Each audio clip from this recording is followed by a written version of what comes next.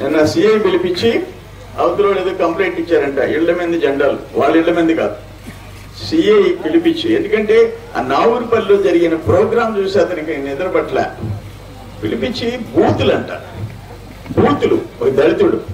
నేను అడిగాను నిన్న సాయంత్రం, నేను ఫోన్ చేశాను, రాంబాబు జాగ్రత్త, నువ్వు తప్పుడు కేసులు నా మీదే పెట్టారు, పెట్టుకో. సేనయ్య మాకు రైట్ హ్యాండ్, ఈ సేనయ్యనే ఇంపార్టెంట్ నాయకుడు. పిలిపించి బూతులంట, బండ బూతులంట. నాకు చెప్పగానే ఫోన్ చేశా, జాగ్రత్త, జూన్ 4 వస్తుంది, వదిలిపెట్టను నిన్ను, నువ్వు కావాలంటే నా మీద పెట్టారు, పెట్టుకో, సేనయ్య మీద పెట్టుకో, మసాన్ బాబు మీద ఎవరు కావాలంటే పెట్టుకో తప్పుడు కేసులు. నోరు జారినా చెయ్యి జారినా జాగ్రత్త, సపరేట్ చట్టాలు లేవు, ఆ పని మేము కూడా చేయొచ్చు, కంట్రోల్లో పెట్టుకో, జాగ్రత్త అని చెప్పి చేస్తా. ఏమనుకుంటున్నాడు రాంబాబు, ఏమనుకుంటాడు? కాకాని గోవర్ధన్ కూలీ తీసుకుంటావా నువ్వు? కాకాని గోవర్ధన్ ఇంట్లో కూలీవే, ఆయన ఏం చెప్తే చేసేదానికి కంట్రోల్లో ఉండమని చెప్పి నేను చెప్తా ఉండా, మీడియా ద్వారా చెప్తుండా, రాంబాబుకి జాగ్రత్త అని చెప్పి చెప్తుండా.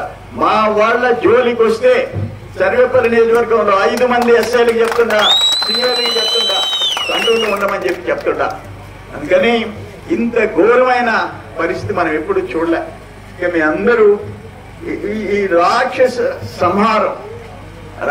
సంహారం అవసరం. ఇప్పుడు మనం సర్వేపల్లి కాపాడుకోవాలి, రాష్ట్రాన్ని కాపాడుకోవాలి.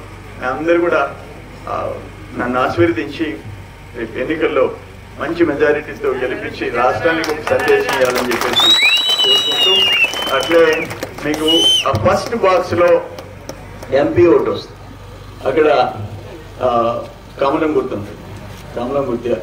సెకండ్ బాక్స్ లో ముందు ఆయన ఫేస్ కనపడుద్ది, తర్వాత నా ఫేస్ కనపడుద్ది, ఎదురుగా సైకిల్ గుర్తుంటుంది. బక్క గుండ్రంగా బొద్దుగా ఉండే ఫేస్ ఎవరితో మీకు తెలుసు, ఆ బక్క ఫేస్ ఎవరితో తెలుసు. కాబట్టి ఆ బక్కోడు ఫేస్ చూసి ఎదురుగా సైకిల్ గుర్తుంటుంది, ఓటు వేసి నన్ను మంచి మెజారిటీతో గెలిపించమని కోరుకుంటూ సెలవు తీసుకుంటా. చిన్న టైం వస్తే ఎవరికి ఓటు